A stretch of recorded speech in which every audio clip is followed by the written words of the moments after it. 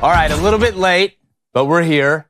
Got a great show for you today. We have a ton to get to. Don't want to spend too much time here before we hop in there. Remember the chat. Y'all keep your feet moving. We appreciate you guys. You guys are the best. We're going to open the phone lines up 2:45 p.m. Central. It's 1-855-236-3228. We're going to have a lot of calls. If we could keep it at 30 seconds, that's great. We don't have time for dissertations. If you're trying to win your PhD, we can talk off air at some point on social media. But guys, before we get into all the madness that came with the reveal, there's a little more madness, Cone, from up in your Big Ten neck of the woods. Can you tell the people what happened with Kirk Herbstreit's son? Just when Michigan fans thought, hey, Sharon Moore, rocky season this year, but made up for it by signing the highest ranked player ever in program history with Bryce Underwood. He wasn't done. He signed a second quarterback this class.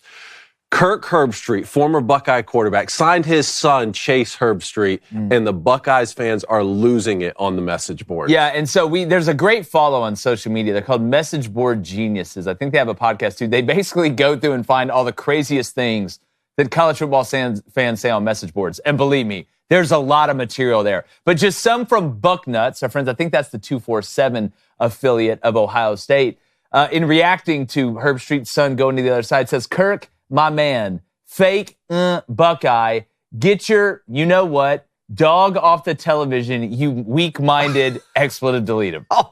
Look, don't come after the dogs. Yeah, like the dogs. There's a line. Listen, we like Kirk Herbstreit. There's a line, man. Like, we like Kirk Herbstreit on the show. I'm sure he's laughing at it, too, though. Let's see. Mannequin PIS says, Frosted Tip strikes again. Oh, no, Tell me more about how much he and me, Braun, love Ohio State. What a hoot, LOL. Let's go to the next one quickly.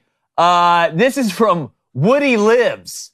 Says, Herbie obviously didn't raise the kid right. But then again, Herbie never busts Desmond's ass, no matter how ridiculous or pathetic Desmond acts and talks. The virtue signaling over the years now makes perfect sense. There's one more that is a diatribe. Let's pull up the last one. I'm not going to read it, but obviously you care a lot. Like, this talks about Michigan and what they believe in. It even kind of goes down a political road. Here's where I'm at with it.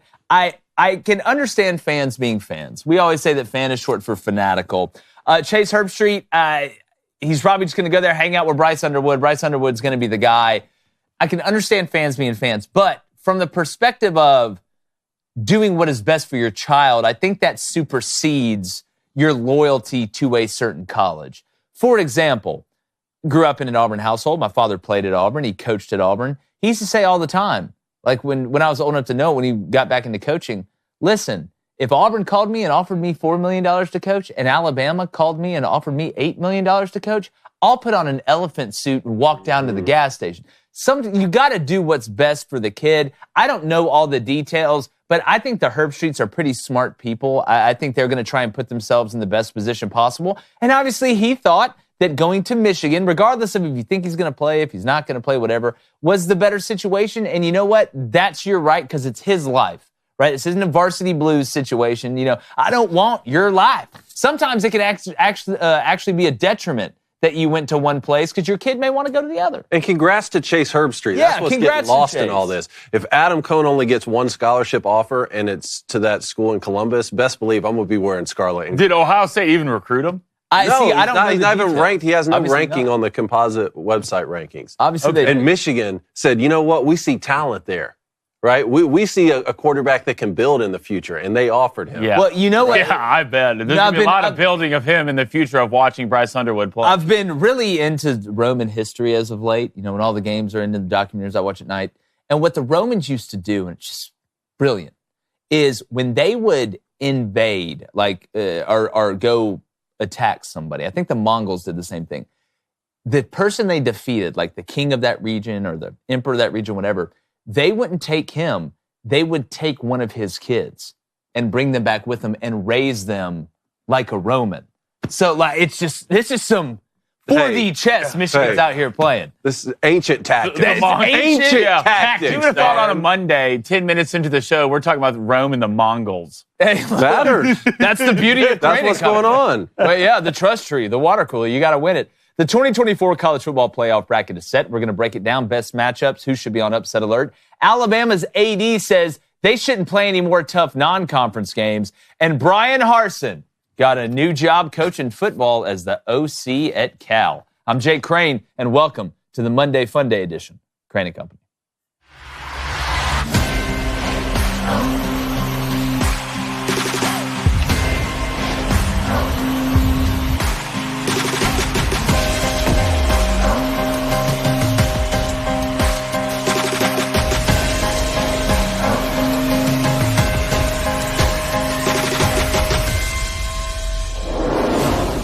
David, you can't make me laugh right before I'm about to. Sorry. Hey, lock in. Lock in, guys. Come on. It's Monday. Lock in. Coaches, athletic directors, and fans should politic for their teams. It's part of it. They should be upset when their team doesn't get in, and they should be jubilant when they do.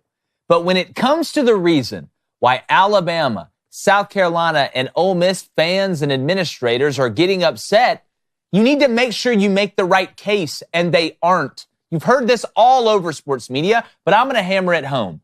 Blaming non-conference schedules for not getting into this specific playoff, this specific season, doesn't make a lot of sense. In fact, the trio of Alabama, South Carolina, and Ole Miss did not lose one non-conference game this year. All of your losses came in conference play. So threatening to schedule nothing but cupcakes for the non-conference is like an old man yelling at the clouds. What you should be saying is the exact opposite of that. The case should be that the SEC is such a monster that teams within that conference should get the benefit of the doubt, even if the win-loss record has a 2-game difference like Alabama and SMU. That should be the line of inquiry. In fact, SEC Commissioner Greg Sankey should be out there talking about reducing the amount of conference games to a 7-game in-conference schedule as opposed to 8 after all the talk about going to a 9-game conference schedule this offseason. This would allow for SEC teams to schedule another cupcake to bolster their win-loss record of each team in the conference. I've actually been shocked that the non-conference complaint was the route that most chose. It would be like if someone came into a hospital suffering from a heart attack, but the first thing the doctor wanted to treat was the cut on their finger. You're attacking the wrong body part. We can argue whether or not these teams are correct in saying that they should be treated different for being in the SEC, and I think there's some logic on both sides. But can we at least make a credible argument that actually relates to why you got left out of this year's playoff? So South Carolina, Ole Miss, and Bama have every right to be upset. Like I said, it's part of the deal. But be upset about the most relevant thing, not something imaginary that really had no bearing on why you were stood up at the dance. David Cohn, former Michigan quarterback, my brother, former Western State, Colorado wide receiver. And David, I think you were the first person that I heard make this actual argument that the non-conference thing really doesn't matter. It's about the conference thing. And now it's all over social media. We're seeing every sports media person talk about it, but it's the truth. You can argue that's fine, right? What's the saying? When you have the facts, pound the facts. When you have the law, pound the law. When you have neither the facts or the law, pound the table. But if you're going to pound the table, at least make it a tangent or relevant argument to why you got out. The non-conference schedule has nothing to do with why Alabama, South Carolina, and Ole Miss got left out. Well, clearly there's been a mentality shift at Alabama because I remember a time, and it wasn't that long ago, when Alabama would schedule the toughest blue blood matchups they possibly could at the beginning of the season, whether it be Texas or Michigan or Florida State, often not just winning those games, beating those teams thoroughly, knocking their quarterbacks out of the game a lot of times, then moving forward with an SEC schedule, winning all those games and winning a ton of national championships, right? So now you have a program now where Alabama was up against SMU. SMU wanted a tougher schedule so badly they joined the ACC for free, right? And you got Greg Byrne who's coming out here and saying that Alabama should just not play any more tough games anymore moving forward. I think someone needs to remind him that 25% of Alabama's schedule this year was Western Kentucky and South Florida and Mercer. And Ole Miss's non-conference schedule was even weaker than that. Now, I understand the counter argument to that is people saying, yeah, but it didn't this year, but moving forward, we're not going to schedule any more tough games moving forward. And I just think the College Football Playoff Committee can get ahead of all this with one simple ruling, and that is to say, well, you know what, to be eligible for the postseason moving forward, you have to play 10 of your 12 opponents must be Power 4 conference opponents. Why not just do that? Why not just put a cap on it so that we don't see athletic directors trying to ruin college football by scheduling the weakest, quote-unquote, opponents that they possibly could? To me, this isn't white club basketball. No, and I agree with you. I mean, I'm just worried that now there's no chance that the SEC is going to go to a 9-game in-conference schedule without divisions because of this. But that should be the argument, as we were talking about. I mean, I'm not even sitting here saying that I think Alabama and South Carolina had awful non-conference schedules. I mean, South Carolina did go play Clemson at Clemson. I think that's admirable. Alabama did go play Wisconsin at Wisconsin. I think that's admirable. Ole Miss really played nobody in the non-conference. But again, that is not even, and we're seeing coaches of these teams make that argument that, oh, well, I guess, the strength of schedule, we're just going to play even weaker teams in the non-conference. You all had, and I got to look at Ole Miss as compared to SMU, but I would think that Ole Miss, South Carolina, and Alabama had a harder strength of schedules than what SMU did overall. I think they were ranked higher. But again, you lost 3 games in your conference. Mm-hmm. Blaine, if your argument was, hey, committee, the SEC's regardless if you believe this or not, I'm not sitting here taking a side on this. Y'all know what I think personally. But your argument should be, listen, we play in the SEC as the toughest conference in college football, or one of the top 2 conferences in college football. If you think the Big Ten's tough or whatever, we lost those 3 games in our conference that was so tough. Our 9-3 should be viewed as like an 11-1 or a 10-2 in the ACC. That should be the argument. Not that we're just going to go play Mary, Sister Margaret, the blind, poor, and confused. Pretty good team this year if you really break them down. Well, they had their best year in a while. They got to the game. It's not only the 3 losses, it's the way you lost. I mean, that Oklahoma loss killed Alabama. It killed Alabama. You didn't score a touchdown against a mediocre team in the SEC. And I'll sit here and say it, at least what I believe, in the SEC is the best conference in football. From a talent standpoint, from a draft standpoint, it is. And I think it should get weighed in a different view of other conferences. But right now, and I know Alabama played nobody out of conference. I know that. But there will be no benefits. No benefits right now of playing anybody. The matchups that we had in the past, some of the best matchups, Alabama, Texas, 2023, Georgia, Oregon, 2022, LSU, Florida State, Utah, Florida. Those games are out the window now. There is no benefits from you to go play these games because at the end of the day, they're not going to help you. They're only going to hurt you. If you're getting hurt that much from conference losses, these games are done, kaput. Why would you go do it? Why would you go play these games? Please, give me a reason. The schedule was clearly a factor for the College Football Playoff Committee. I think some SEC fans are mad that it wasn't the only factor, but it was clearly a factor when there are multiple 2-loss teams above 1-loss teams, right? We saw that for the last few weeks with Tennessee's ranking, the Buckeyes ranking, with Georgia's ranking, and now even Texas above where Indiana and some other teams are. And we've seen this pack of 3-loss SEC teams above several 2-loss teams, Miami being one, but even like Army being 11-1. Like, clearly they're saying not every single record in the country is created equal. But they looked at Alabama for the first time and said, man, you lost to Vanderbilt and then you got blown out by a 500 Oklahoma team where you didn't even score a touchdown. Like, we're not letting you in this year. Yeah. So, yeah, that may mean that Alabama doesn't open with Oregon in a season opener moving forward, and that's going to be tough that we don't get those non-conference matchups anymore. Mm-hmm. But it'll make up for it by getting them on the back end, I believe, because the college football playoff is going to be expanded. Exactly. If I'm the playoff committee, though, like I said, I would just institute a rule that says, you know what, 10 of your 12 games have to be against Power 4 opponents or you can't qualify. It just hurts me to see teams in the playoff who doesn't have a win over a top 25 ranked opponent. It just hurts me. Why is that the biggest factor for you, the ranked opponents? Like, again, I want you to beat somebody that I can see with my eyes that I know that is good enough for you should be in the playoff. Indiana played Ohio State and got drugged. Well, so beat to sleep and played nobody else. So you're saying the whole season should come down to one game? That's what you're saying. No, because to me, there's that's not what I'm saying. Well, there's a nuance there, and not enough people talk about the nuance. If you're in a Power 4 conference like the ACC, the Big 12, the SEC, or the Big 10, and you go 11-1, and you're in the ACC or the Big 12.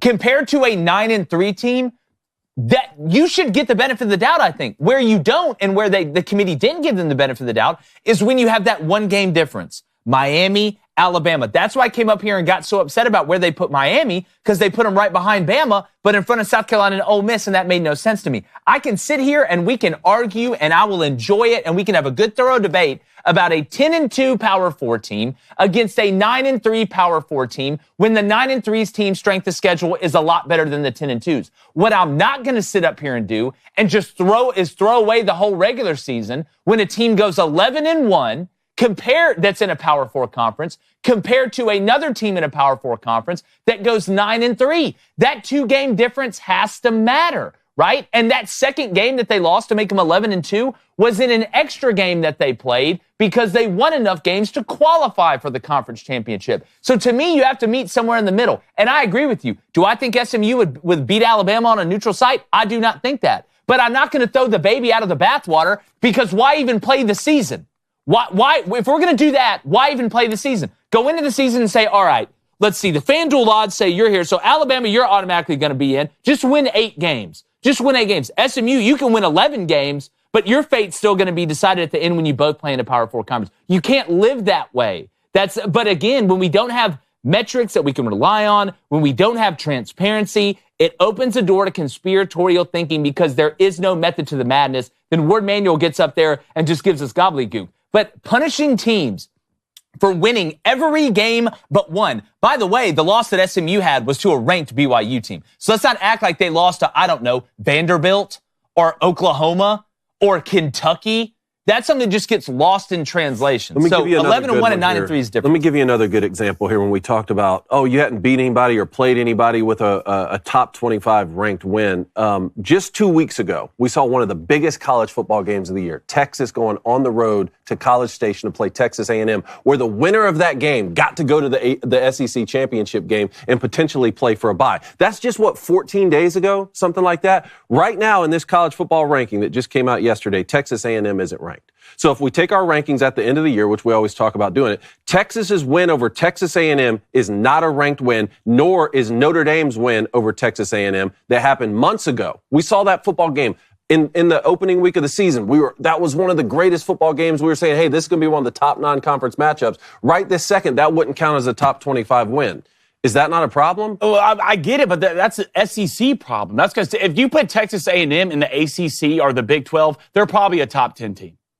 They're probably a top 15. We don't have that. But it comes because my eyes work. Then why have conferences? Why have any conferences? Well, it's not that. It's saying conference should be way different. The SEC should be way differently than other conferences. I think so. You know what? I don't agree with you, but that argument you're making right now is the one that they should be making. But one of Texas A&M's losses is to Notre Dame.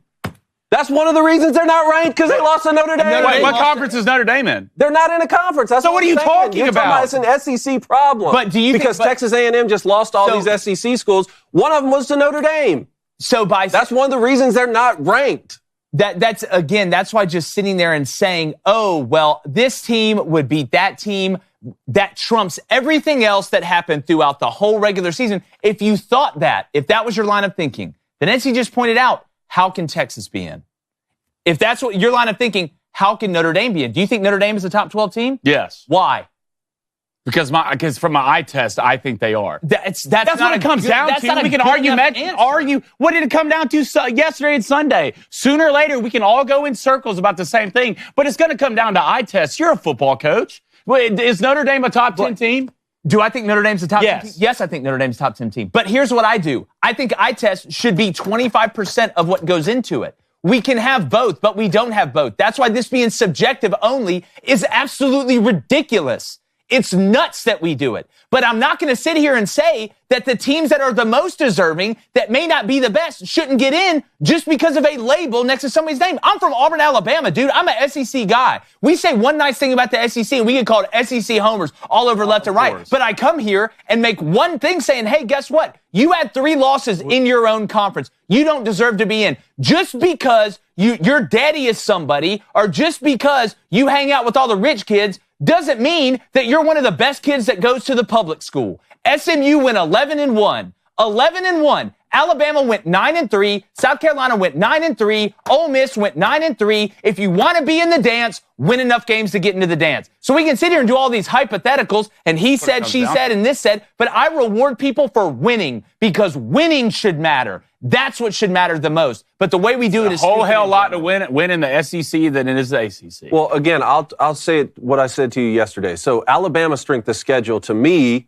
was tougher than Texas's this year. I agree with that. So why isn't Alabama over Texas for the SEC championship game? That's a great Why question. didn't I watch Alabama rematch against Georgia on Saturday instead of watching Georgia and Texas rematch? That's a great question. Because there are metrics that punishes losses. What are the metrics? No, the same thing. Alabama and Georgia. Alabama beat Georgia. So why didn't I get a chance to see Alabama and Texas what are play the on metrics? Saturday? What are the metrics? On the SEC's website, you can see head-to-head, number of losses, then head-to-head, then we've talked about it all season, all the way down to a coin flip at a gas station. Well, it's So why is it if Greg SMU Byrne- loses by 14, is Alabama?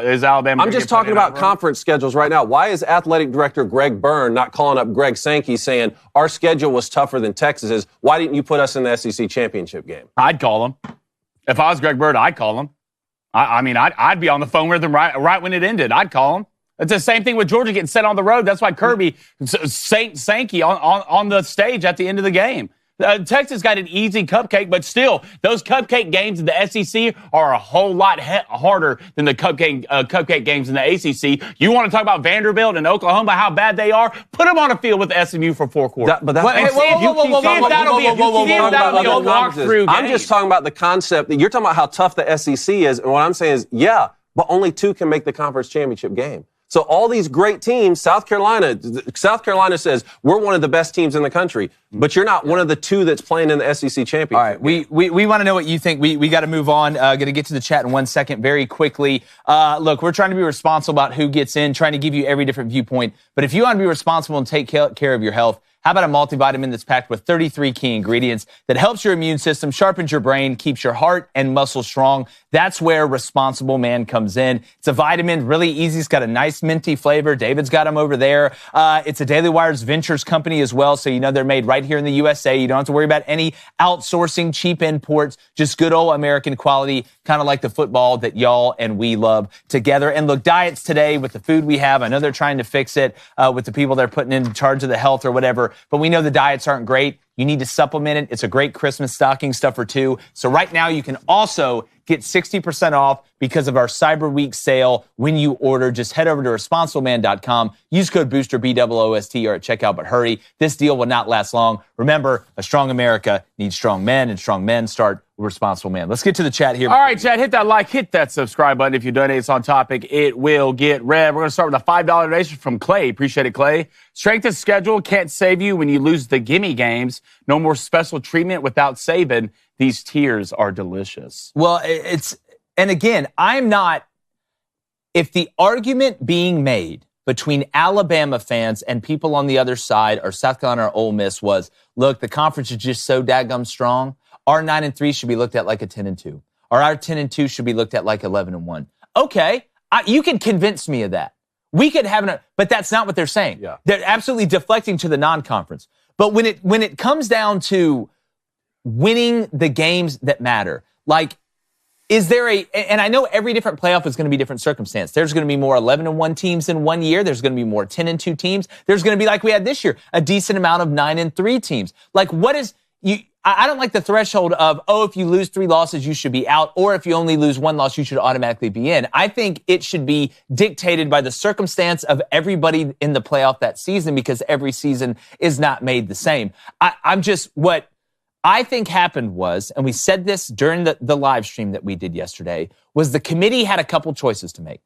They said, all right, 1, are we going to just say that strength of schedule usurps strength of record and the importance of a conference championship? Are we going to eliminate the incentive to play in a conference championship and say that your win-loss record really doesn't matter that much if you win 11 games? Or do we say, listen, just because you're in a conference that is better than another conference, we can't automatically give you a seat at the table just because you have a big brand and you won 9 games. And I think they made the right choice, because I think conference championship games are important. That's what I think happened. Let's go to Timo Everywhere Rambler. He says, if Alabama played 9 conference games, I will look at a 6-3 team a lot different than a 5-3, but I would look at them even better if they didn't lose 3 conference games, period. Yeah, like if Bama was 10-2, or South Carolina was 10-2, or Ole Miss was 10-2, we're not having this argument.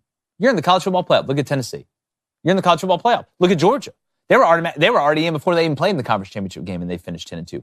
At the end of the day, regardless if you're in the SEC, the ACC, the MVC, or the NAACP, you got to win enough games to get in. That's how it should be. That's what I think. And that's what we were talking about with LSU fans at the beginning of the year, because when they lost Florida State twice and now lost to USC, and they're complaining like, why do we keep scheduling these tough games at the beginning of the season? It's going to cost us in the postseason. It didn't end up doing that this year, but that's what all these teams are talking about moving forward is why risk it moving forward if we're going to get kept out of the college football playoff. I'm just saying there's a flip side of that is because the last 3 years, what have we done? We've live streamed LSU playing in their opening game because it's been an incredible opener because they have gone and played one of those tough matches. Well, if you're just going to play lower level competition each time and no one talks about you and your stadium's not full, don't complain about it. All right, one more. Let's go to a $5 donation from Jay Wood, RTR. It says, Bama didn't deserve to be in and can only blame themselves. He says, thoughts on a system with no auto bids, BCS rankings, and a top 12 at the end of the regular season. First off, I like to compliment. I will call people out when they do bad. I will compliment people when they do good. That is a very mature way to look at it. What is it, Jay Wood?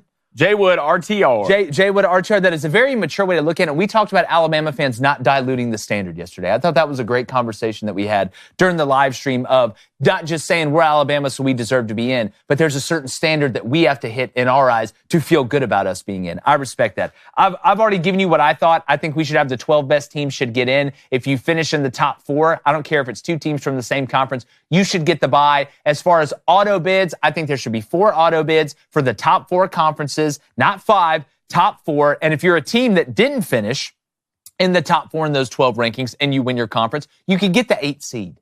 You can get the 9 seed. You shouldn't be guaranteed a 1 through 4 seed in a bye. That's how I think we could fix it. But let's move on and go ahead and pull up this bracket, guys, because I want to go around the room. We want to know in the chat, too, as well, and on the phone lines as well, what your favorite matchup is, like what you think the best matchup's going to be. What matchup do you see an upset happening in, the most likely? And then I even added a little caveat to mine. Which one do I think is most likely to be a blowout? Guys, mine's going to be pretty chalk. I would think most people probably going to agree with this. I'm going to say the best matchup, without a doubt, is Ohio State and Tennessee. Let's tell people what all the matchups are. Yeah. Actually, David, can you just let them know the matchups? And I believe we have the date and times, too. Yeah, so we'll have the left side of the bracket here. This is the Buckeyes in the 8 seed are going to host Tennessee in the 9 seed. We were talking about the possibility of this happen, whether it would be in Columbus or in Knoxville. This one's going to be in Columbus. The winner of that's going to play the 1 seed Oregon. We're going to talk, too, about who got toughest draws and easiest draws. At the bottom of this is the 5-12. We're talking about, is Boise State going to be the 12 seed for much of the season? They ended up winning so much there in the 3. We can talk about that too. But now 5, Texas, who lost the SEC championship game, is going to host Clemson in the 5-12 matchup. The winner of that's going to play Arizona State, the Big 12 winner. That's the 4 seed. In the top right here, you got Notre Dame hosting Indiana in the 7-10, and that is an in-state matchup. The winner of that's going to play Georgia. And then the 6-11, that's Penn State hosting SMU, and the winner of that gets to play Boise State. So just to reiterate, because one of the coolest aspects of the 12-team playoff this year, the first round gets to be played on college campuses. So that's going to be in the Horseshoe, all right, at Notre Dame Stadium, in Beaver Stadium, and then Texas going to host as well, 4 of the most iconic venues in the sport. The 7-10 Notre Dame Indiana is Friday night, December 20th. We're talking about live streaming that. That game's all by itself. That's the first ever playoff game in the 12-team era. Then 3 games on Saturday. You got SMU and Penn State at noon, Clemson, Texas at 4 p.m. on that Saturday, December 21st, and then Tennessee and Buckeyes 8 p.m. Saturday, December 21st on ABC. Yeah, so if you had to go ahead. And quickly, if y'all want the spreads for these games, really quick. Indiana, Notre Dame. Right now, Notre Dame is a 7.5-point favorite in that game, with the over/under being 50.5. SMU, Penn State. Penn State's an 8.5-point favorite with the over/under being 50. So that went up. Yeah, that went up. Yes, correct. Clemson, Texas. Right now, and this was somewhat surprising to me. Texas is an 11.5-point favorite against Clemson with the over/under 51.5. And Jake, the game you mentioned earlier, Tennessee, Ohio State. Right now, Ohio State is -7.5, and they're plus 100 to cover that. Yeah, it's and we're going to give you we're going to talk about our sharps a little later in the week, guys. We quickly yesterday, before we get to what our best matchups and go through that, is who got the worst draw. Right? Who was the loser outside of the teams that didn't get in, like Alabama? Tennessee got put in a really hard spot. I think you could make a case Oregon got screwed over with who they got to play on their side of the bracket, as opposed to, you look at Boise State, who plays the winner of Penn State, SMU, but then Penn State, outside of SMU, was the biggest winner, I think, yesterday as far as teams that were already in. You get SMU in the first round. You get Boise State if you win that game in the second round. Then we don't know what the deal is with Carson Beck. I mean, it says he has a UCL injury, which is a big deal. If you follow baseball, you know how big of a deal a UCL injury is. And so you could possibly play Georgia with their backup quarterback, or Notre Dame or Indiana, the 7 or the 10 seed. So Penn State is sitting in the catbird seed. I think and we see this in college basketball sometimes, a 6 seed gets a great draw on one side of the bracket. Maybe they don't have to play the top overall seed. They're playing the 4th overall seed if they get to that certain point. We talked about that yesterday. Go check out our breakouts from that Sunday live stream. But guys, the best game I think of the first round, it's Ohio State, Tennessee. Right, and we're going to get into previews of these games tomorrow. I've got a theory about the way this Tennessee team is kind of archetyped, how they're structured, and how this actually works to their advantage. To me, that's going to be the most fascinating one. Ryan Day, is this a must-win for him to stay at Ohio State? That sounds a lot more relevant now that they lost to Michigan. My biggest upset chance, I think, is Indiana over Notre Dame. Penn State, SMU, I don't see it. Clemson over Texas, I can understand an argument for it, but I think this Indiana team, even though they're going on the road and it's in the same state, who would have thought Indiana would be the only state hosting an in-state game for the college football playoff? But I think these two teams have so much in common outside of the quarterback's running ability, and we're going to get into the previews, but I think Indiana could be the team that pulls the upset in this first round. And then the blowout best opportunity, I mean, it's got to be Penn State, SMU. And a lot of people in the chat right now saying that Carson Beck will be out. I would lean that way, but Georgia is going to say questionable. And they should say questionable, not because they're worried about getting in the playoff. They're already in the playoff, but you don't want to tip your hand. And if that's the case, you better start turn that Vanderbilt tape on. Are we sure? I mean, did Gunner not come in and look better? I mean, he did some good things. I mean, Carson Beck wasn't doing a lot. From a running standpoint, I think there's more things you can do with Gunner, but I think Kirby Smart would rather have. Better keep having those tough defensive performances if you're Georgia. Well, unfortunately for Georgia, they can't play Texas every week. Who'd have thought that? Yeah, they really show up for those games. Another quick thing here. Yeah, I don't understand how SMU is at 11 and Clemson's at 12 after Clemson just beat them. I mean, we talked about that a little bit yesterday, and that would affect some things here. I understand there's some fans around the country that are irate at Penn State's easier draw right now. At the same time, I'd still rather have the first round bye. Than have to beat SMU and to beat. Let me ask you: would you rather have the first round bye, or if I went to you and I said, David Cohn, you're Dan Lanning, all right? Dan Lanning turns into David Cohn. Here, I'll make you a deal. I'll give you the first round bye and leave you where you're at, where you got to face the winner of Tennessee or Ohio State, and then probably Texas, the way it's looking like. Or I'll trade you and give you the 6th seed, where you don't get a bye, but you get to play SMU and then Boise State. Which one would you? Yeah, it's tough because I think Oregon would be slightly favored over either one of the 8-9s. They'd be significantly favored over both the 11 and 3s, and then that's when you have to think about it like a bettor. What's easier to hit? A bet when you're favored at minus 112, minus 115, or 2 bets that you have to parlay together when each of them are minus 160, but it's a plus 120 bet. I think at the end of the day, you'd rather play the one game and get the bye. Maybe I'm wrong. Maybe Dan Lanning would switch. But all that to say, I want to focus in on the 5-12 here, Texas and Clemson, as my most intriguing matchup. And maybe, I know it's the largest spread that Blaine just listed off, but maybe the best chance for an upset here. You're talking about 2 teams with a combined 3 losses to Georgia alone this season, twice for Texas and then Clemson in the opener. I know that seems like a long time ago. I know that's a different Clemson team. I find this one fascinating because we talked for so long down the stretch of the season with Clemson having lost to Georgia. Then they picked up the ACC loss to Louisville, right?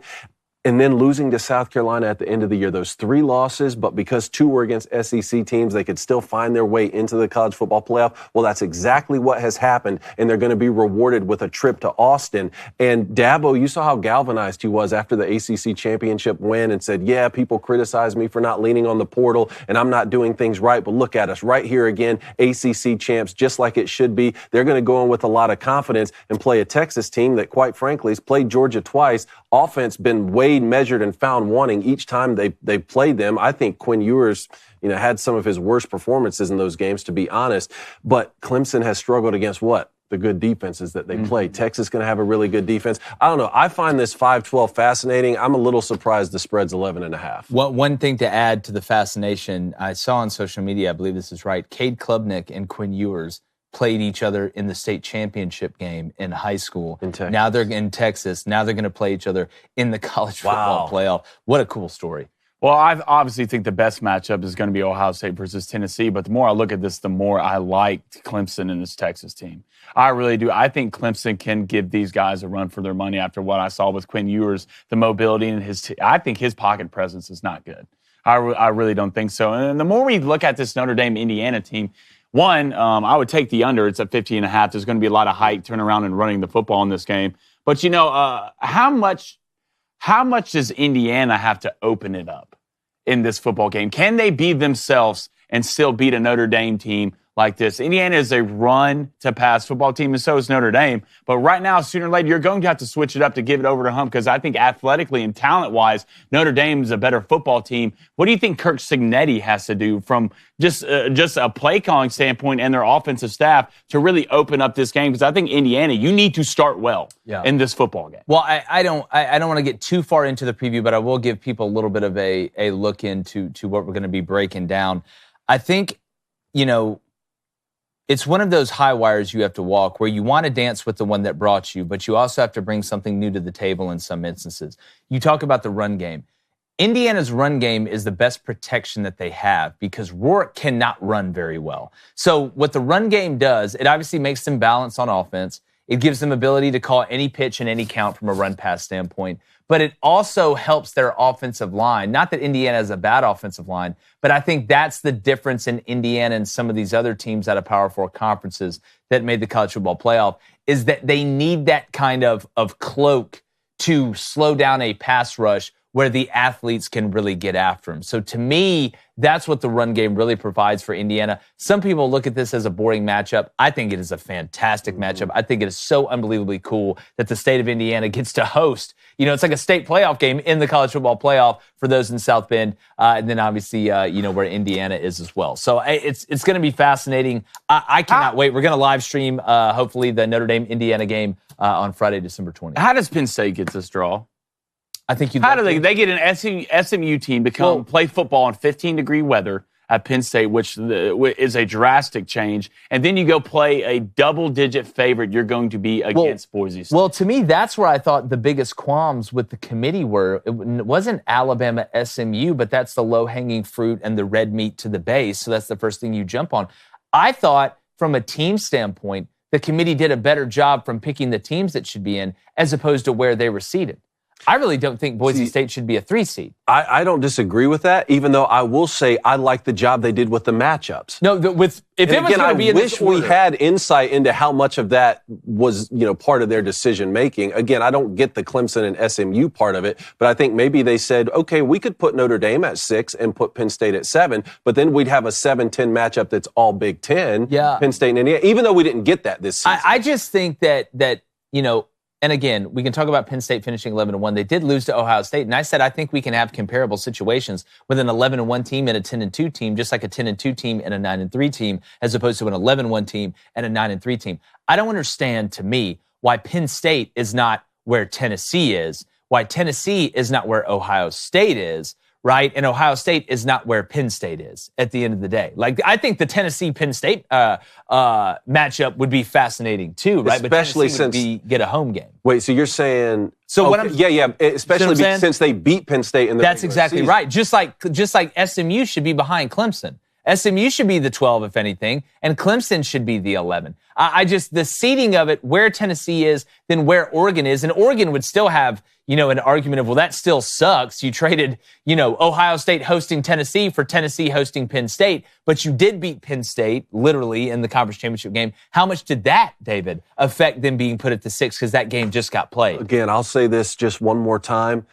To continue saying that Penn State got the easiest draw is to say that SMU and Boise State probably shouldn't be in a 12-team playoff. right? Because if that's an A, if that's a crimson A right there at the 11 seed and Alabama's going to play at Penn State, and all of a sudden we think that matchup is more compelling and more fascinating, which quite frankly I do. Not saying necessarily that Alabama should have gotten in over SMU, but that'd be a more compelling matchup. I don't think we'd be sitting here saying, man, Penn State sure got an easy draw. Well, I tell you what would hurt the most if I'm an Alabama fan is outside of just not getting in, look at where you would have been at that 11th seed. You'd have gotten, look, it's going to be tough to go beat Penn State, but, I think it's doable. Then you would get to play Boise. Then Georgia's beat up at quarterback. Yeah. So not only did you get left out, you got left out of a primetime spot because you knew you weren't hosting at 9-3. So that adds to it. But the bag has been secured if you're SMU and these other teams. And talking about security, all right, whether you're starting or scaling your company's security program, demonstrating top-notch security practices and establishing trust is more important than ever. You want to trust your security, all right? Our friends over at Vanta, they automate compliance for ISO 27001 while helping you build customer trust. Plus, you can streamline security reviews by automating questionnaires and demonstrating your security posture with a customer-facing trust center, all powered by Vanta AI. They have over 8,000 global companies like Atlassian, Flow Health, and Quora use Vanta to manage their risk and prove security in real time. You want to be able to go about your business and know that you're secure and you can trust the people that are keeping you safe. All right. And right now, you got a special offer of $1,000 off Vanta at vanta.com/booster. That's VANTA.com/booster. You get $1,000 off. Go check out them now. I'm telling you guys, you can count on them, and it takes a lot off of your plate where you can worry about just making a good play. That's our friends over at Vanta. All right, before we get, phone lines are open up, 1-855-236-3228. Again, 30 seconds. We want to roll through these. I'm going to get to the chat, then I'll give you an update a little bit, transfer portal head coaches, and we'll get to the phone line. Let's go to the T-Pro 83. I think first-round buys take teams out of their rhythms. Trading one half of football for 1 week of rest, dangerous in my eyes. I mean, yeah, if you're playing really good, but I would rather have the buy. That's just me. The schedule's already messed up because it's December. Yeah. Like if we were rolling right into it, just like the way the NFL or the MLB, there is something about the MLB to that. But we're already taking 2 weeks off before the playoff because December is weird in college football. Very true. Let's go to Fred Ahmad. He says, I think SMU beats Penn State. I think the Big Ten is overrated and they lose all first-round matchups, destroying the Big Ten's conference strength narrative. I think that's what the committee wants the most. The committee wants SMU to win. It would validate them in the eyes of SEC fans. Let's go to John Simpson. Respectfully, Indiana saw one team comparable to Notre Dame and had 85 passing yards. Rosters are not even close to the same, and Notre Dame is elite again. Al Golden is a mad scientist. Well, it's, again, I'm just, because the Tennessee-Ohio State game, like if Tennessee won that game, I wouldn't think it'd be an upset. I don't care what the line is, at least in my eyes. Here's what I say about the Indiana game. If you just looked at the score of the Ohio State-Indiana game, I could see why you would be like, no shot. They got no shot against Notre Dame. I watched that whole game, all right, the whole thing. Indiana was running with Ohio State, took the lead. Once they got off script, it changed. But let's not forget what got Indiana behind. And Indiana's a team that when they get off schedule against a good team, they're in big trouble because it's hard for them to create explosive plays offensively. The punter dropped a snap. Mm-hmm. And then they gave up a punt return to Caleb Downs. This was like in an 8-minute span. That game totally flipped on it. And I give Ohio State credit. I'm not saying they didn't earn it, but let's not act like that was just the ass beating of a lifetime from the beginning to the end. Indiana jumped out to a lead, then got a goal line stand. Ohio State tied it back up. Indiana got the ball and the punter dropped the snap.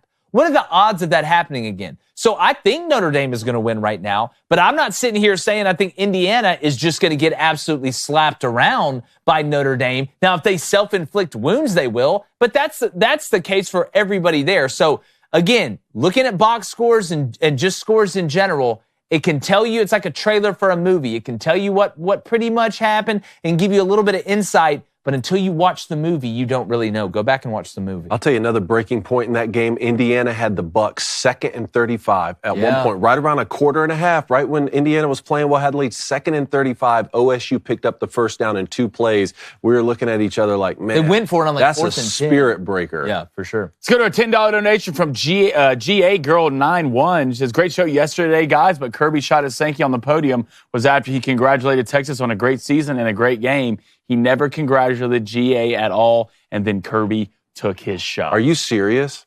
Sankey didn't congratulate Georgia winning the SEC championship game? Is there something there that we don't? Now something smells funny. He congratulated Texas. It's a scorn and didn't relationship. Congratulate Kirby. Is it purse? Maybe this, but like, listen, I get Kirby Smart being pissed off about their schedule. I get it. Because y'all, you know, say what you want. If Saban wanted something, they were going to give it to him. And Kirby feels like, hey, I won 2 out of the last 3 national championships. I'm the bellwether of this conference now. Then all of a sudden, Texas, this new girl just walks by, flashes you a smile in Texas, and you give him the yellow brick road to Oz. So I can understand Kirby being a little bit upset, but like maybe that friction caused the friction she was just talking about, because I didn't see that from the podium where he congratulated Texas and not Georgia after Georgia beat him. That's tough. But certainly Greg Sankey and his team aren't deciding schedules based off personal animus, right? Like, come on, that's deep. But like, look, if it was like Kentucky or something and you hated them, I could see you screwing them over. But you're going to do that to Georgia?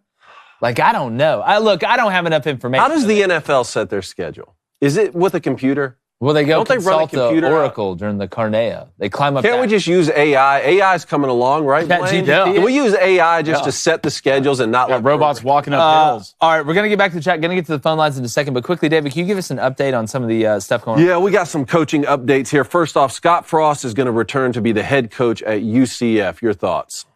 Well, get the band back together. Hey, you went solo. Didn't work out. Why do you think you see like the Backstreet Boys trying to get back together and figure it out?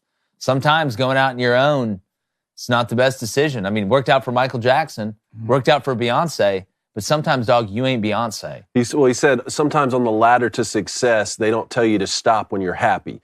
I get that saying that retroactively, but still, you were a championship-winning quarterback at Nebraska. They offered you. Yeah, I get why you went. You're going to take the job, Yeah, right? It just didn't work out. But now, back at UCF, right, his tenure followed Josh Heupel's tenure, right? Yeah. He had a lot of success there after Josh Heupel had success. Is he going to win the second stint at UCF? Now you're following Gus Malzahn's. Well, you're also in a Power 4 conference now. Yeah. That's a little bit different than when you were there. I've seen you do it before. I know the circumstance is different. So therefore, I'm inclined to believe you know the lay of the land there, obviously. You have a good relationship with the people. I don't think anybody at UCF and the higher-ups were upset that Scott Frost went back to his alma mater at Nebraska to be the head coach. I don't know how you could get mad at that guy. I don't think he's going to win the way that he won. Am I surprised that they hired him back with what else is out there? A little bit. I'd have hired Travis Williams to DC at Arkansas if it was me, who'd been at UCF before. But you've won there before. You could do it again, but I don't think he's going to win at that level. Will he win? Sometimes sequels suck. So, I mean, most of the time. Most of the time, yeah. Actually, I just don't. Is this Top Gun 2? Yeah, I don't see them winning a lot of games. Well, here's the thing. I'm saying, but Top Gun Maverick, I like Top Gun Maverick. Is this going to be a version of that? Is this going to be a great sequel or no? Well, one, I think the sequel's mid. That's if you're UCF and you're thinking about this from like a geopolitical standpoint. Oh wow. You kind of got Scott Frost by the cojones. Because what if you do ball? What if UCF does really, really well? What if you get in the playoff and all of a sudden you start to get cornered by these other schools? Well, what happened the last time you left? So maybe, it's one day Belo broke Cage and he got this, but Belo came back to Cage. And now Belo never break Cage. Belo never break Cage again. Purdue names Barry Odom head coach. Happy for Barry. Yeah. Happy for Barry. I think this is a good hire. I hate it didn't work out for Ryan Walters. I think he's going to get another shot. Somebody's going to get a really good DC. Whoever hires Ryan Walters to be a DC is going to get a really, really good DC. Bryan Harsin has a job, going to be the OC at Cal. Yeah, look, I'm so over the Bryan Harsin Auburn stuff. I'm so over it, but I hope they don't score a point. Okay. So well, now I hope Auburn can schedule him so we'll actually beat Cal this time. Yeah, it gives Auburn the best chance. Like he's in some way he's doing this for Auburn. And it's just weird. Like, a guy who wears his Oakleys inside is just a guy I can't trust. Yeah, it's just. I mean, at this point, I'm so over it. Auburn's got. They got to go get a quarterback. I'm not worried about Bryan Harsin. How do you not only did you not win with Bo Nix, It was so bad, you ran Bo Nix out of town. Yeah. You ran Bo Nix, the guy right now at Denver who is balling, probably the best rookie quarterback in the league. You can't win with him, and you can't win with anybody. I just listen. It's like I said, I don't, like, from a coaching standpoint, like, I don't really hope for anybody to get fired. But every once in a while, somebody just comes along. I just hope they get fired. I hope Cal don't get a first down, dog. And it's nothing against Cal. I got nothing against Cal. Man, talk about being purse. No, I just, like, again, dude, like, and again, people say, well, Auburn fans made it this. Dude, he got fired because he lost. Yeah. He got fired because he couldn't recruit. He didn't want to recruit. But maybe being a coordinator is the best thing for him. Like, some guys are like that. It's like, Will Muschamp, like, be a good coordinator. All right, Bill Belichick and North Carolina are still negotiating. Sounds like there's some serious fire to that smoke. Did you see the report where they said that Bill Belichick, one of the conditions is that his son has to be named the coach in waiting? Did not see that. Yeah, I saw that. I think that may be a sticking point of it. Look, if you can get Bill Belichick, I always say nobody targets more old people than North Carolina football or Jake Paul. I mean, Mac Brown's 372 years old. Bill Belichick, you know, he is calling plays for the Nephilim and, 72 BC. Like, well, do your thing, man. Maybe Jake Paul will fight him next. I don't know. A couple more things here. Tulane head coach John Summerall says he's staying put right now. He's not pursuing other jobs. Say right now? He said right now, I guess. Okay, he said right now. Well, I don't know if he said right now. Right now in this second. I'm saying right now he told them he's not pursuing other jobs. Their quarterback Mensa did get in the transfer portal. I don't know what. Yeah, I think it's the quarterback's gone. He's gone. Kyle Whittingham says he's going to return to Utah next year. Is Cam Rising coming back?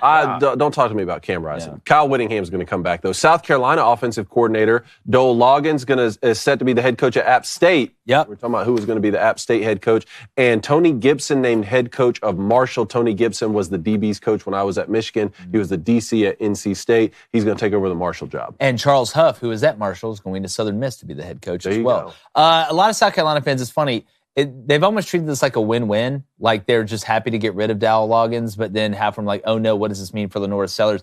I know personally there's been a few schools, a couple in the SEC, that have offered the Norris Sellers north of $1.5 million to transfer. I can report back to you and go ahead and tell you, I don't think he's going anywhere. So South Carolina fans, I wouldn't worry about it. But Dowell Loggins in his press conference said the hardest phone call he had to make about leaving South Carolina was to Norris Sellers. Yeah. I think it tells you kind of a little bit of the relationship that's between those two. And South Carolina, just sometimes the grass ain't greener. I can tell you from experience, you can win at App State. So yeah, I think he'll do all right. All right, you want to get to the phone lines? Let's get to the phone lines. Let's get to Nick in South Carolina. Nick, talk to us. Nikolai. What's up, fellers? How you doing? What's up, buddy? What's up, man? Hey, I had a question about the spread of each game. It just really is intriguing. I sucked at betting, so I stopped doing it. But it seems like Texas being that heavy of a favorite and Notre Dame even playing their in-state rival, Indiana, being that much of a favorite. I mean, why would you not, at least out of all four games, bet the dog, and you're going to at least probably hit 3 out of 4. Yeah, bet the dog to cover or win straight up. You're talking about covering, right? To cover, yeah. Look, I don't think that's a bad way to go. But that 11.5 number, and look, could Texas blow out Clemson? Sure. It's a possibility. Yeah. We've seen Clemson struggle against physical teams, and there ain't many teams that are better than Texas is in the front seven. But I would much rather take a plus 11.5 than a plus 9.5. I mean, heck, I wonder, here's the question I think you got to ask yourself if you want to take Clemson.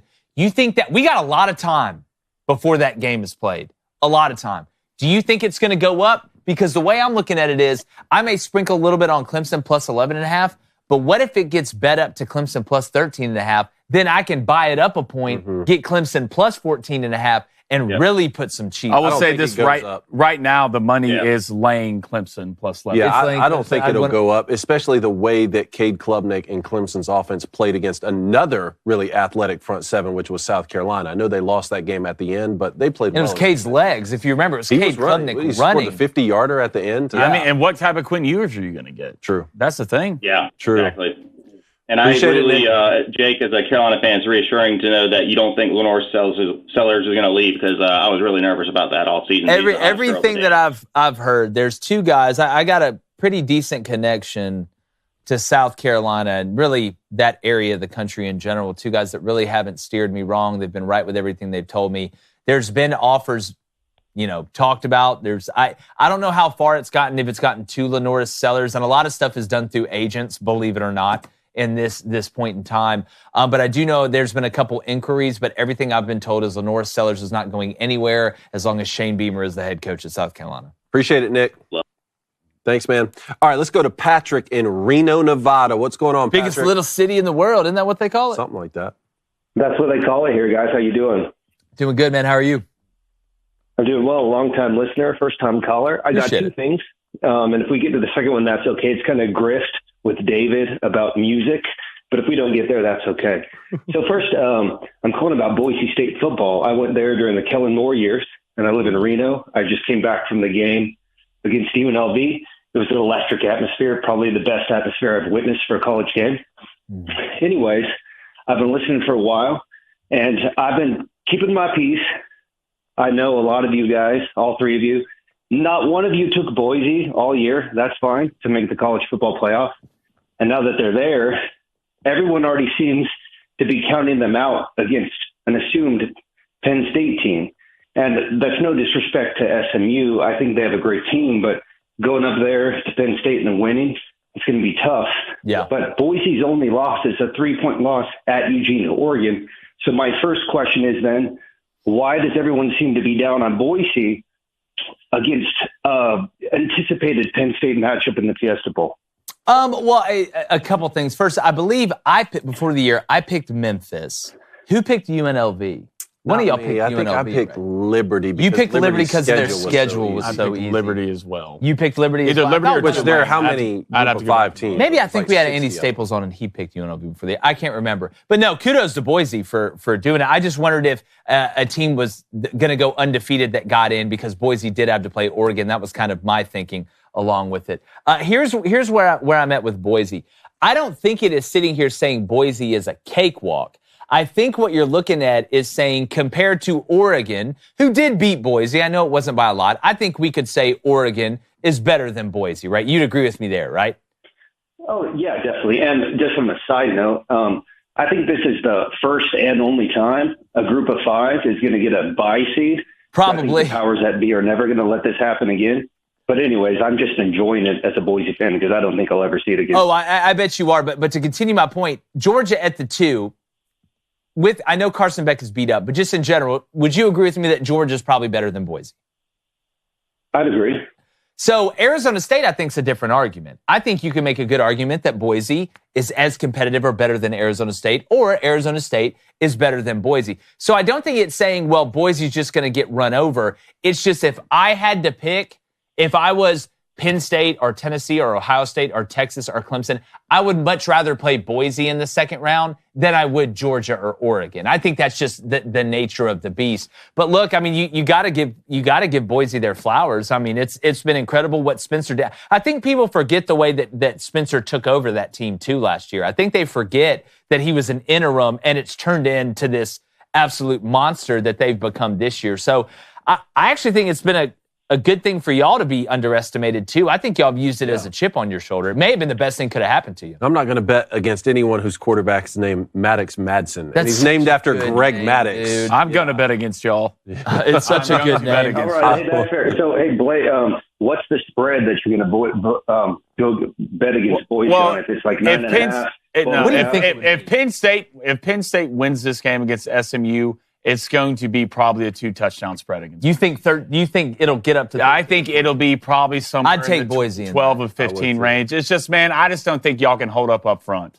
I really don't. If I'm playing y'all, I am taking Ashton Genty out of the game. You're going to have to beat me with somebody else. I think Penn State will have a field day in the trenches against Boise State. But I'm in the boat. Look, now kudos to Boise State. Y'all played great all year. What about Oregon? Y'all played great all year, and you played good against Oregon. I just think no group of 5 team should ever get a first-round bye in the playoffs. That's fair. I respect your opinion. You know, as an Auburn fan, I get it. You and I should make a bet. If Boise covers that 13.5 or whatever it is, you and I should make a bet, behind the scenes. Absolutely. Let's win. Hey, after this first round, okay, if it happens, after this first round, call in the week of that Boise State game, and we'll get something down. Hey, quickly though. You ought to be rooting for SMU though. You ought to be if you're a Boise fan, you ought to be rooting for us. Yeah, that spread will be a little different, I think. He says bring on Penn State. You want He says bring on Penn State. That's what I love to hear, Patrick. Yeah, that is good. I love it. Great call, man. Thanks for calling, man. All right, let's go to Hunter in Texas. Hunter, what's going on today, man? What's going on, guys? How are y'all doing? Doing good, man. Well, I was down bad Saturday, as you guys can imagine.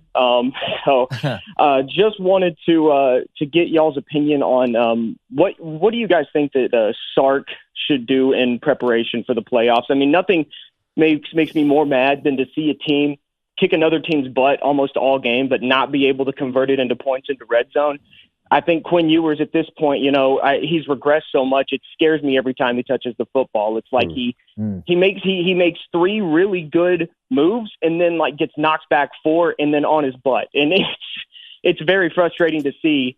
Do you think is that there's something that they can do right now, or is it just kind of chalked until the off season until maybe we can bring up Arch, coming into the next season or what? Like, what do you guys think?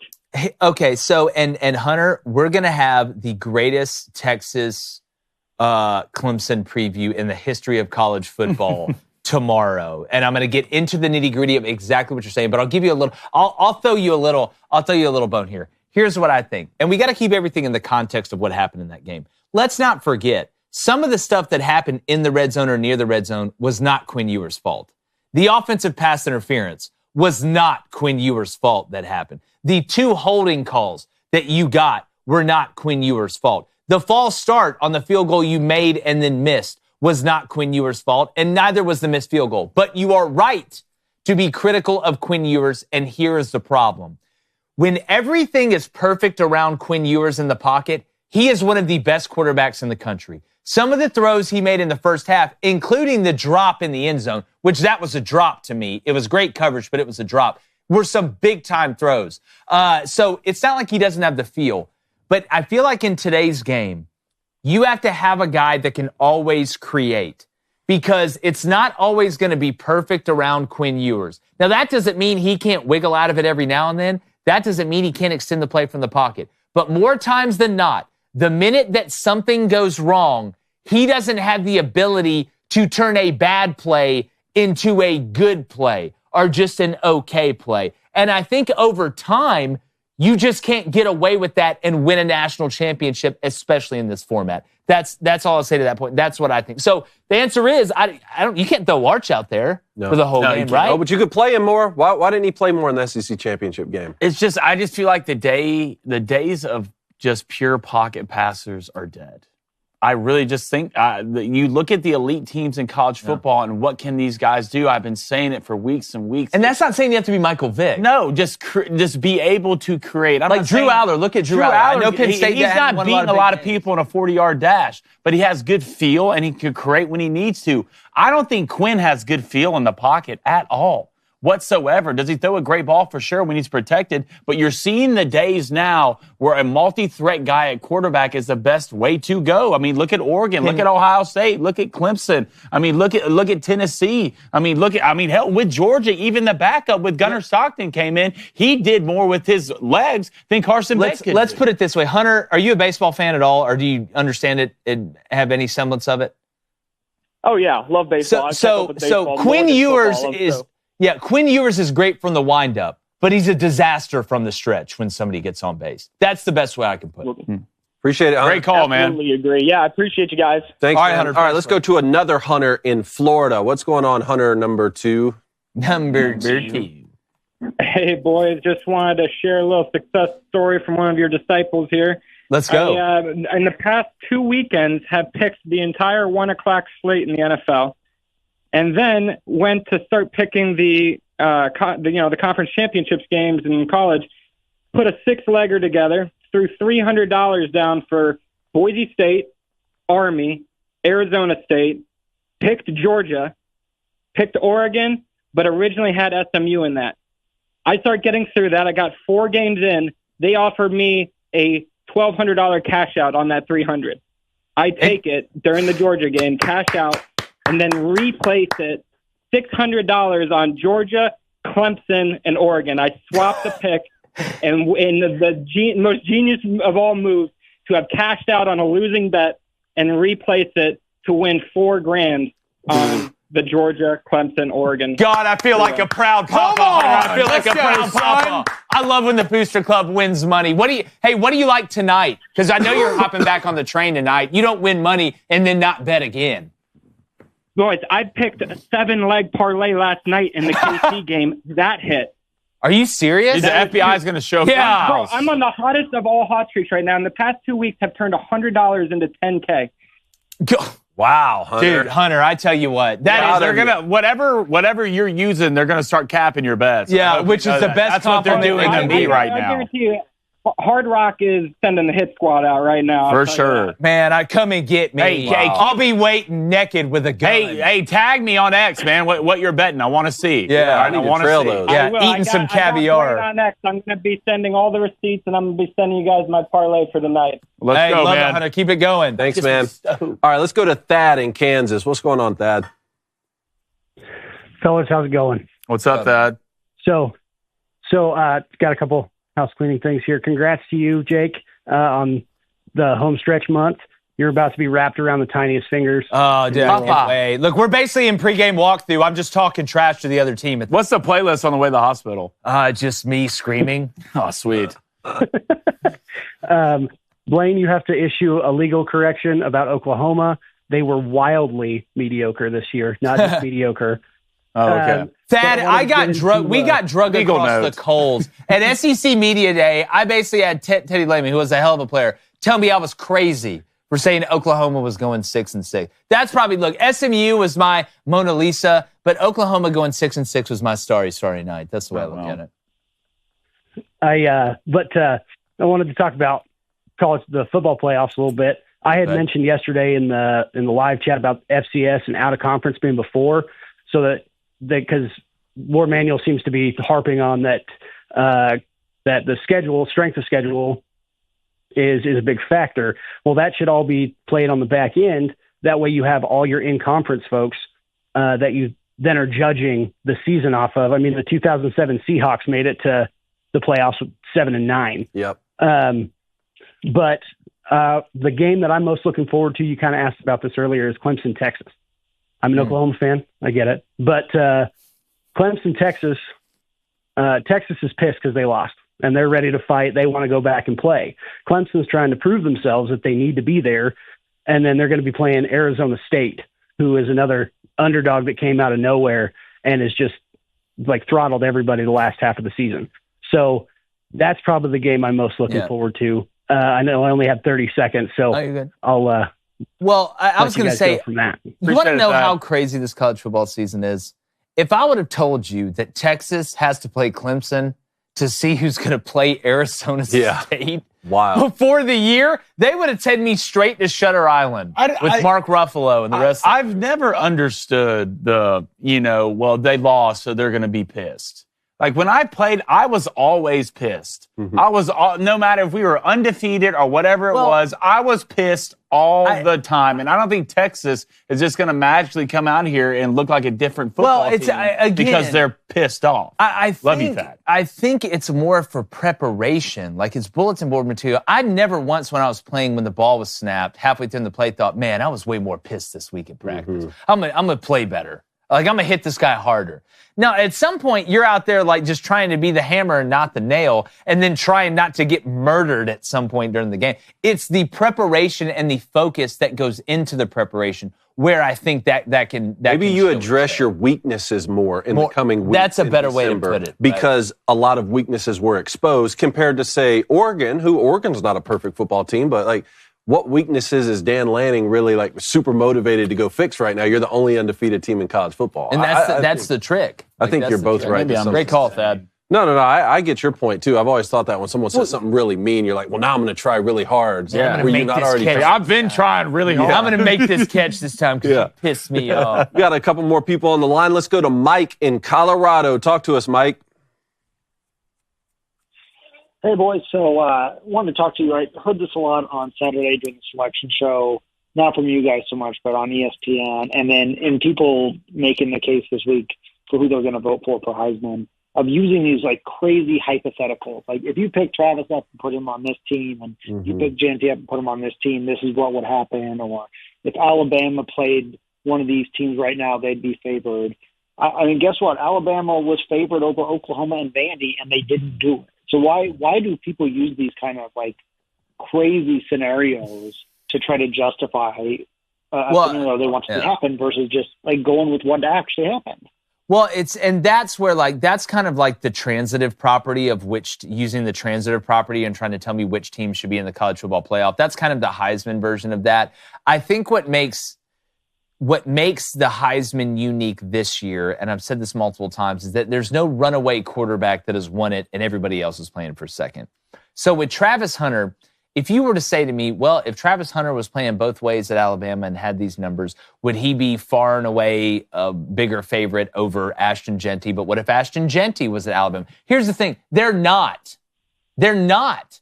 We can't just invent scenarios to help further an argument. What you look at and say is this. Do I think that Travis Hunter is more valuable doing what he is doing, or is Ashton Genty more valuable doing what he is doing? That's the best argument. The minute you start saying, well, if this guy played on this team or if that guy played on that team, you've already lost the argument because you're living in a fantasy land that isn't in the reality. The most amazing part is we're talking about a Colorado player or a Boise player winning the Heisman, not an Alabama player, not a Tennessee player, not a Texas player, not an Ohio State player, not a Michigan player. So to me, I'm not going to even get into an argument with you the minute you say, well, if Travis Hunter, it's like the people who are like, oh, well, Travis Hunter doesn't lead the nation in interceptions. If you understand how the corner position is played, you do realize they don't throw at the best corner, right? It's just like saying Barry Bonds wasn't the greatest hitter because they intentionally walked him all the time. Well, it's saying the same thing. For some people listening who might not know what Mike's talking about, I saw this going around on social media as well, and a lot of Heisman voters were saying this on social media as well, which is, what if Genty played on Colorado? Would Colorado have been a better team and they'd be in the Big 12 championship versus if Travis Hunter played on Boise probably wouldn't be in the college football playoff. I think it's a little bit unfair to Travis Hunter to play the game like that, which, Mike, that's to your point. I still see it as a really, really close race. I hope it's close, but what do you think? Shedur's going to hand the ball off 35 times a game? That ain't how it would work. Did not play for Boise State or a Group of 5 school, and he was at a big school in a Power 4 conference, he would probably win the Heisman. If he put up these type numbers. The question, to me, that's not the question. If you're going to make the hypothetical, the question is, do you think he would have put up those numbers? That's the right point. Yeah. Appreciate it, Mike. Hey, keep calling in, man, because go ahead. I mean, my last point would be, my closing hypothetical would be, you put Derrick Henry on Boise State this year, he rushes for 9,000 yards. Yeah, like, well, it's we could do this all day where you go like that. It's like the people who say, oh, well, Vanderbilt or Alabama beat Georgia, but Vanderbilt beat Alabama. Georgia State beat Vanderbilt. Therefore, Georgia State is better than Alabama. No, they're not. That's a stupid way to go about it. Thanks, Mike. Great call, man. All right, let's go to Chase in South Carolina. Talk to us, Chase. Hey, how y'all doing, guys? Chase, what's up, buddy? Trying my hardest. Feel that. So I think I have a solution to the whole college football playoff situation. It doesn't add any games whatsoever. And makes conference championships more important. I think that the conference championship games still keep the same auto qualifiers, but make the conference championship games the first round of the playoffs. So every conference automatically gets 2 teams in, but it clears up spots to add in like 17 teams. So which conferences do you include in that? Which conferences do you include whatever the top 5 are. You know what I mean? Top 5. So it's a 10-team tournament. Yeah. Or the 10-team tournament for those spots. So you still keep the same format that you have right now. Okay, so 12. But instead of a bye game, you put the conference championship game in there. Mm-hmm. So you know what? I don't hate that. Play too. Yeah, and it keeps the conference championship games important because the loser doesn't get to go on. So, like in this situation, Texas wouldn't be able to go on, but they would go to a bigger bowl game. So you're adding bigger games for the bowl games and increasing the conference championship to like 17 teams. So quickly, are you saying that we should keep the same format as in keeping 12 teams, or should we go to 10 teams with 5 conferences? just look at the setup that you have right now. So you have those 4 buys, and instead of those buy spots, you put in the conference championship game. And you basically do it like the week before, so it's week 0. Oh, wow. And if you don't make the conference championship game, you get put in. Okay, I see what you're saying. If you are, because we still are college football, so we have to have a beauty pageant. You know what I mean? So you still get to like pick who all gets into the field. So South Carolina still wouldn't make it because you're just clearing up 3 spots.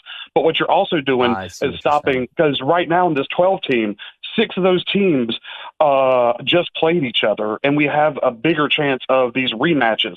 It eliminates all the rematches and then increases it to 17 teams. What would you say to somebody that argues that maybe if you have 2 teams in the same conference, they would finish higher ranked than maybe that 7 seed that gets to go into the tournament without having to do a play-in game? I mean, look, nothing's going to be perfect. We're still trying to make the conference championship game. We're trying to make stuff not work. Okay. That 5 spot is going to be floating somewhere. But right now, this not only makes conference championship games more important, doesn't add any actual games, so we don't have to increase like player safety. The only hard spot right now, SMU wouldn't be in it. They would go to a bowl game, but Clemson is in. But SMU or Clemson in this spot, like that last conference. So Indiana would be the cutoff. Indiana at 10 would be the cutoff. No. I mean, again, right now, I think Miami or Ole Miss would be the cutoff because, where Penn State is right now, since they were going to be in a bowl game because they lost the conference championship game, you would put in like Alabama, Ole Miss, Miami, South Carolina. So you're adding 3 spots. The question is, should those be at program's home field, or should they be neutral site? See, we can make the conference championship game home field. That'd be more interesting. But appreciate it, Chase. Yeah, great call, man. Thanks, man. All right. Lastly, Timothy in Green Bay, last caller of the day. You got 15 seconds, Timothy. What's going on, man? I'm going to say this quick. I'm going to go quick. So if we're talking hypotheticals and all talking about the SEC can just beat everyone because, hypothetically, because whatever. Well, hypothetically, in the good world, my dad doesn't leave 1-1, but he did, right? So Florida still lost to Miami. So there you go. Oklahoma State still cooked Arkansas. All right, so that's my thing. Just got to say that quick. SEC, go cry. I'm going to enjoy your tears. Liberal tears? Well, these are SEC tears and blame tears. It's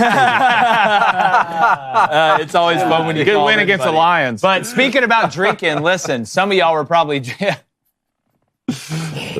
luck against the Lions. Some of y'all were probably drinking during the college football playoff reveal in agony or in triumph. But if you're going to drink, especially during the holidays, let me give you a little trick. It's pure magic. It's our friends over at Z-Biotics. This may be, out of all the sponsors we have, the thing I get hit up the most about. This and the game time, the tickets. People that have ordered this, because it's a pre-alcohol drink. You drink it, and then you go drink. Always drink responsibly. All right, but guess what? It helps you tackle rough mornings the next day. I'm telling you guys, I don't know. They made it in a potions class at Hogwarts. All right, and with the holiday season upon us, I know I'm going to be consuming a bit more alcohol than maybe even I normally do. All right, get in the Christmas spirit. So with pre-alcohol, I can stay on track and not let the season throw me off course. And you can try it out too. Go to zbiotics.com/booster to learn more. Get 15% off your first order when you use Booster at checkout. You got to use Booster at checkout. Z-Biotics is backed with a 100% money-back guarantee. You're going to be satisfied, so you're not going to want your money back. But for some reason, if you do, then they'll refund your money. Just head to zbiotics.com/booster. Use code BOOSTER for checkout for 50% off. I'm telling you guys, it's magic. Anyway, it's so good, someone keeps taking it from around my chair. Yeah, it just slowly disappears. I don't know who could be possibly doing that. All right, let's get to bets for tonight. Here's what I got, and I'm feeling awfully dangerous. I kind of feel like Hunter, who called in, a.k.a. not Heath. Here's what I got. T. Higgins, first touchdown scorer, plus 850. I gave you the David Montgomery one. A lot of people are feeling Chase Brown, maybe even Jamar Chase. No. T. Higgins, plus 850. And then, going back to the hoops, VCU, Pennsylvania, not Penn State, VCU Penn under 138.5. VCU plays slow. They like to spread it out. There are a lot of slashers, not super efficient. That's going off at minus 110. The Penn guys, I mean, look, I mean, at the end of the day, they're good at reading and science and stuff, but I don't know if this is what they want. All right, well, I'm playing against T. Higgins in fantasy football, so don't need that. But go ahead and give me the Bengals -4.5, -112, and then I'll take the over in that game against Dallas, over 49.5. What are the odds, the updated odds? Yeah, so they'll go, I believe they're both even, so I think you'll get 4.5 -110 and the over -110 as well. We'll see what my bet. Good, okay, so they came down some. All right, bring my bets up. 115 for the over, excuse me. Good. Shout out for Justin Herbert not hitting Palmer on the first touchdown. Oh, that hurt you. Just $6,000?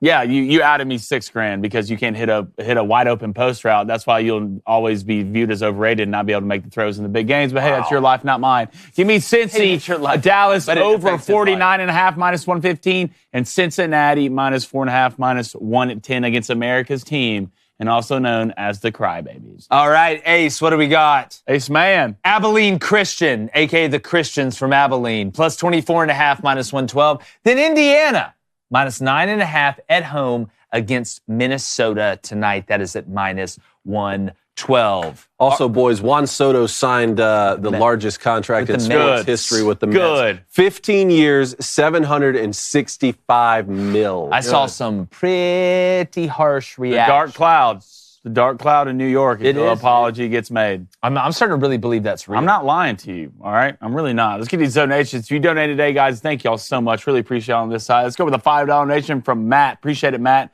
Sark at Texas. RZ0, I'm guessing Red Zone, second year, 37. Third year, 79th. This year, 109th. Yeah. Only year is good when he had Bijan. It is the reason he got fired in the NFL as well. That red zone, man, is tough, but Sark will be fine. $6 donation from Chad. Appreciate it, Chad. Oklahoma got absolutely screwed by the committee, LOL. And, Jake, you didn't predict Oklahoma would have 8 starters out on offense all year. You thought a 6-6, fully healthy. Let's be fair. Well, y'all's training staff sucks. I don't know if you've heard. You got guys going to get second opinions that are on your own team. Listen, you can't. I got it right. Can you not just say that? Just say I got it. Doesn't matter how we got here. I got it right. Doesn't matter if I just came up where I got the lottery number tickets I wrote down. I won the lottery, dude. So there. Sorry about it. Was that Chad? That was Chad, the Oklahoma fan? Yeah. Why isn't he calling in asking about Michigan anymore? Or he wanted to call in and ask if Michigan would beat Tulane and troll and all that. And then why you talk different? You did before. And then that week they went and beat the number 2 team in the country. Same, but different. Where's Chad? Same, but different. $5 donation from Mr. S. He says, heck yeah, good for Greg Sankey. Hey, bowl cut man on the road all year long. You played 4 road games all year long, you bum. Well, I mean, they're pretty tough. Talking to Kirby? Yeah. Well, he said that, Kirby, not me. I thought he did a pretty good job, but Kirby, I didn't say it. $10 donation from Truth L. Jake's 300 Sparta reference about schedule creation didn't get enough respect. Also, why college football scheduled 10 scheduled games 10 years out, excuse me, and can we spot that, please? Yeah, we always thought it was. You remember a couple of years ago during the offseason? I think we had just started the J-Boy show, and it's like, hey, Alabama just announced their opponent for 2033. I'm like, dude, we're going to be dead by then. Are you kidding me? The meteor's coming. $5 donation from J.O. He says, if the 5th conference champion is not in the top 12 of their rankings, they automatically get the 12th seed. SMU isn't 12 because Clemson is actually that. Okay, so there was language in that. Okay. Remember we asked that during the thing because we couldn't remember if it was true or not. So I guess they were forced to put them at 12. That at least makes me feel better. I guess that's my question is if they just beat them for the conference championship, why didn't the ranking go higher so that the seed... Well, didn't they put Clemson at like 16? But to his point, you can only do that if you jump Clemson way up. You can't drop SMU or else they'd be behind Alabama. Yeah, that's true. $5 donation from The Gambler. UGA struggled versus Bama and Georgia Tech. Notre Dame runs similar downhill run schemes. Trap game for UGA if it happens. I like all chalk round 1. Texas first half -6.5 is my big play. Don't hate it. Don't hate it. $2 donation from the night. Michigan crushed Ohio State Soul. Give me Tennessee +7.5 all day, baby. I don't think it's a bad bet. I like Tennessee +7.5 right now. Let's go to a $5 donation from our cousin Eugene. He says, Cone, newfound ally of the Vols. We march north to do battle at the Horseshoe. You did we say battle the your baseball enemy, team. Cone.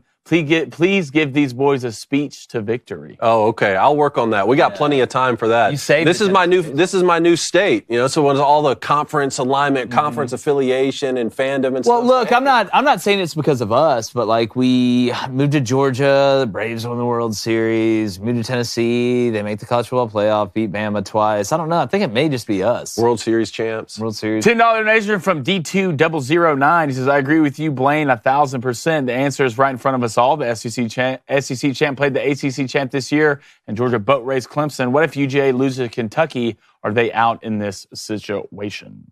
Yeah, I mean, they almost lost to Georgia Tech. Yeah, like Ole Miss lost to Kentucky, and they were out because of it. So I would say, yeah. $5 donation from Kobe Ferguson. Appreciate it, Kobe. Says, Jake, you're an SEC homer, but you're my SEC homer. Your playoffs take is 100% correct. Yeah, look, listen, do I think the SEC is where over time the best football has been played and most years has been the best conference? Yes, but I'm also not a blind person that can't sit here and say, hey, man, like, what's right is right, what's wrong is wrong, in my opinion. I can feel one way about something. It's just like being a fan of a team, but I'm always going to tell you what I actually think should happen. Let's go to $5 donation from Chase. Appreciate it, Chase. Make the conference championship game the first round of the college football playoff. Guaranteed. Yeah, I still got to read donations. Guaranteed 2 teams from every conference are in, expand to 17 teams with no more games. Let's go to a $5 donation from the electrician. Blaine, if the SEC is too hard, why don't teams leave? Said it last week. I wouldn't be surprised if the SEC and the Big Ten try to make their own playoff tournament in the postseason. I mean, it'd probably be better for the SEC.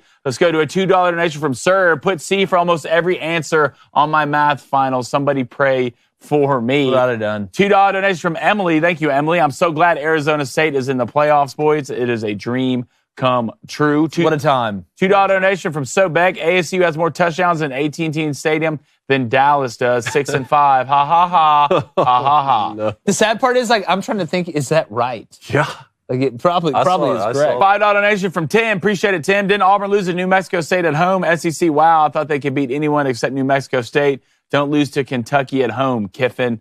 Last donation of the day, a $5 donation from Cuse. Appreciate it, Cuse. My New York Mets really just robbed an entire foreign country's GDP just to pay for Juan Soto's salary. Yeah. Hope he lives up to the hype. Appreciate all the donations. Guys, let's get to this poll. Is Tennessee versus Ohio State the best matchup of the first round? I'll go yes first or no? Yeah, 78%. I think most people agree on this. Yes, 77%. Woo! Yes, 85%. No. 15%. All right, we appreciate you guys. Got a great show for you tomorrow. We got some great guests lined up as well. Make sure you are locked in. And like the chances of me not just waiting every night, excited about the college football playoff and other stuff. We're going, gone.